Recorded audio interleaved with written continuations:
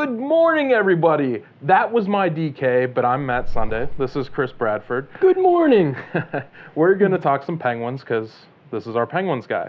So I want to know, Chris, two nights ago now in New York, bigger train wreck, goaltending situation, or Susan Sarandon between the benches? Well, the goaltending wasn't obviously very good there at the end. Casey DeSmith probably want that game winner back. But by far the biggest train wreck was, of course, the broadcasting debut of one Miss Susan Sarandon. A fine actress, not a very good hockey commentator. I didn't get to catch much of what she said, but I know that there were a lot of 1994 hockey references. So anything that stuck out to you? I'm a guy who loves the 90s, and I certainly have an admiration for that Rangers team. Really, one of the iconic teams in the last, quarter century at least.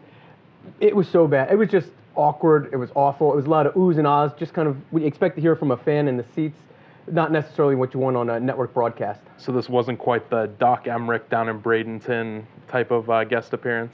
No, I think Doc knows a little more about baseball than Susan knows about hockey. A great celebrity fan, but a celebrity. Now, on the other side of that, we saw Casey DeSmith kind of losing control of his posts there again. We talked about this the other day with DK. The guy sometimes just drifts around in that crease. He spins around awkwardly like he's on a table hockey setup, and he just he can't really hug that post at times, can he? No, I mean, we see when the play's behind the net, he'll turn around square to behind the net. 100%. Yeah, I don't know how he's gotten this far in his career without somebody teaching that. But again, he is a third-string goalie. You're not really looking for him to, carry the load at any point in the season. I'm surprised he's actually played against the Rangers. I figured this would be another Tristan Jarry start. I'm kind of interested because here we are in the final 10 games, or approaching the final 10 games, and he haven't yet decided, okay, Tristan Jarry is the number 2 guy to Matt Murray when Murray returns. Murray should be coming back, but how many games is Matt Murray going to play in these last few games? They got a few back-to-backs, I believe 3 back-to-backs in the final 10. So you're not going to play Matt Murray in those games anyhow. Now, you were there the other day when Matt finally took some shots, and he's, of course, he made this trip the last 2 days. But where do you see him fitting in these last 10 games, as you said? He's obviously got to get some time in there. They got to get him back into the swing of things. I mean, he's missed now a pretty substantial amount of time. He was out since the 26th of February. The Penguins aren't going to win a Stanley Cup if Matt Murray's not the goalie. They've had the luxury the last few years of having Murray and Fleury. There's no Marc-Andre Fleury. I mean, no offense to Tristan Jarry. He's not Marc-Andre Fleury. All right, Chris. The Brassard trade obviously gave up Ryan Reaves. 2 of us probably the biggest fan of Ryan Reaves in the city.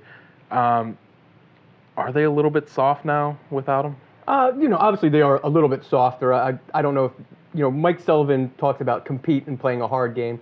That doesn't necessarily mean fisticuffs. Obviously Ryan Reaves brings an element that nobody else in the league can bring. Jamie Alexiak, you've seen him stand up, against a guy like Zdeno Chara, one of the biggest dudes in the league. I think it depends on how you define soft or, are the Penguins a hard game? I mean, or they play a hard game rather. The Penguins, their identity is on speed. I mean, that's just, I think, the way the whole league is going, not necessarily just the Penguins. I think they look at checking as, taking themselves out of plays instead of, using their speed and possessing the puck and being in the offensive zone. So I think the game has changed. But it's even guys like Jake Gensel, right? Like, he mentioned so early in the season where Reaves gave him kind of like that inner fire and strength, and he knew that he had that backup. Now, we're not talking about needing to go out and fight every night, but if a guy does go out and fight, and it's Alexiak, now you're down to 5 defensemen. And on a team that you've got some defensive depth, but you're constantly in that conversation about the 5th and 6th defenseman and who you want that final pairing to be. Can you afford to go down to 5 guys for 5 minutes? No, not with the way the Penguins the defense core set up right now. They've obviously had some depth issues, but now with Chad Ruedel back in there, I think that's probably an upgrade over Matt Hunwick. But really, Alexiak's the only guy on that back end, with Ian Cole now also gone, that really brings sort of that kind of intimidation effect on opponents. Up front, there's not really a lot of toughness. I mean, a guy like Tom Kuhnhackl, he does some of the dirty work. He'll block shots. You saw that in the Rangers game where he gave himself up selflessly. But it's just kind of a different kind of toughness, I would say. Yeah, and we see, going back to that, I mean, just the way that Jake Gensel described that extra grit and fiery kind of inner fire that they had. Guys like him and Brian Russ, having them feel like they have that extra strength going to the corners with their speed, being able to throw the body around a little bit. Yeah, I mean, it's something that's kind of really tough to quantify, with a Ryan Reaves bring. And obviously, he did bring that. I mean, guys say, and I'll take the word of the players who say, I played bigger or I played better because, they were unafraid to, to get to certain areas in the net. And, I think when the Penguins made that trade, I think they knew what they were getting. They knew they had to get Derek Brassard, to get that center depth that they wanted. And I think they trumped that over maybe some team toughness. Oh, of course, if Brassard ends up showing up, that evens things out. All right, so Chris, right before we film this, I'm across town. I'm on 5th Avenue. I'm picking up a pizza to bring over to the office. Got to eat lunch, guys. And there's just the atmosphere that I expected over at the arena with NCAAs in town. It wasn't quite there. City's not as packed quite yet as I thought it would be, but then again, Rhode Island, Oklahoma, probably not the opening game that people would desire in Pittsburgh. No, and I don't know how well Oklahoma travels. First off, thanks for the pizza, but yeah, again, you got Oklahoma, a team that's 100 hours away, and these aren't traditional programs. An early afternoon game, that's going to happen. I suspect later in the evening, a team like Villanova, a little bit closer by, top ranked, they're going to bring a bigger draw to Pittsburgh.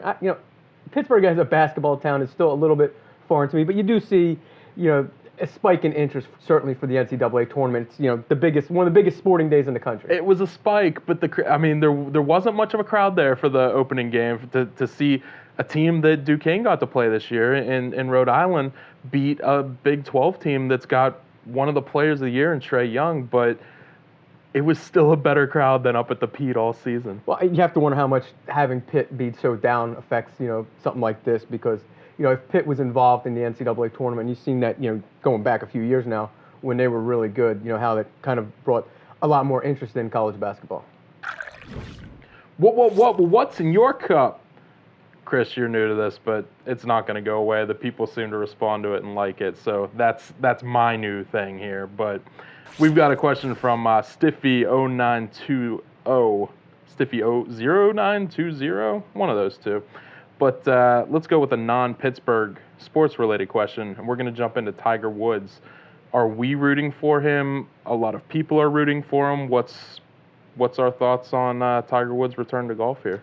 I don't know if people are rooting for him, but I think they're watching him, because anytime Tiger Woods is involved, he really drives the sport of golf. You see the numbers when he's not playing. When he's around for a Sunday and he's got the red on, you see the big spike in the TV ratings.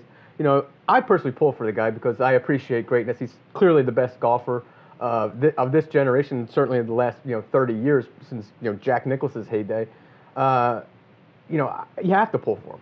Yeah, I like to root for the guy because I like to separate my personal role models from my athletic role models. He's never going to be a personal role model, but athletically, he reminds me of, a hockey player or a baseball player who's super athletic, swinging the heck out of a golf club because he doesn't know how to swing it the right way. He looks like just like a strong guy out there on the course, just really gripping and ripping it sometimes. And I saw yesterday morning, he opened with the best odds to win the Masters now.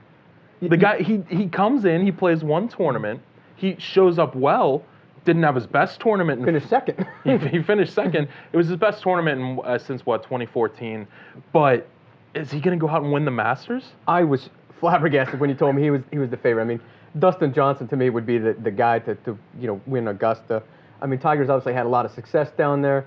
You mentioned the athletic build. I think that's kind of hurt him in recent years with some of the injuries. I think he could do better by doing a little less maybe in the weight room, so he could have a little more fluidity in his swing. But if he would win that would be like at age, I believe 42 now he's at. If he would win that would be the most incredible story of this year.